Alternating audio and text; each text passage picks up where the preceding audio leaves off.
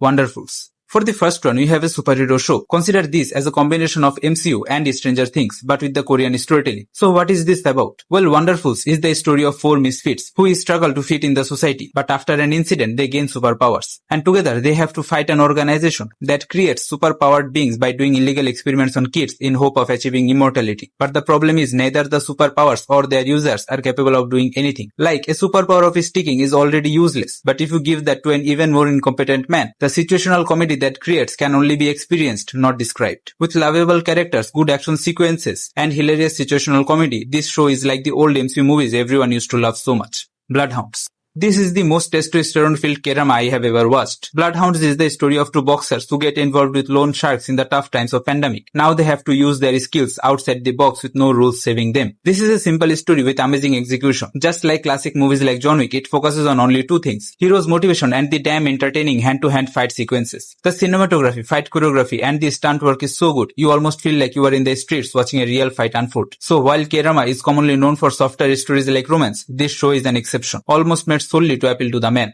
If wishes could kill. Imagine an app that can fulfill your wishes. Only problem, you will die in 24 hours. That's the concept of this Korean show, If Wishes Could Kill, where a group of friends finds an app called Girigu, an app that promises to fulfill any wishes. Unaware of the consequences, they ask for their wishes in this app. With only 24 hours left before their death, what will they do? Can they defy the odds and survive the curse of this app? And what is the origins of this app is the story of this show. The best I can describe this show is imagine all of us are dead, but in horror and supernatural genre. Although this is primarily a horror show, as the story progresses, it turns into a supernatural story. But that doesn't change the creepy atmosphere this show creates. With only 8 episodes, this show feels precise and enjoyable. Teach You a Lesson. This is the most satisfying show I have watched in a while. Teach You a Lesson is the story of a newly founded government organization called ERPB, who are trying to solve all kinds of problems present in the Korean education system in their own unique way. Even though there is a clear overarching story, this show almost works like an anthology, with the team solving a new case in each episode. This show becomes relatable in so many ways if you are a teacher, student, or parents. It shows the problems of every sector of the education system. Now, is this show a bit overdramatic in its presentation? Yes. Is the story predictable? Kind of. But is it damn entertaining and satisfying to watch? Absolutely. And the main characters going around beating up the bullies is definitely the most satisfying part of this show. With each episode having its own satisfying conclusion, you can both binge it all at once or watch one episode at a time.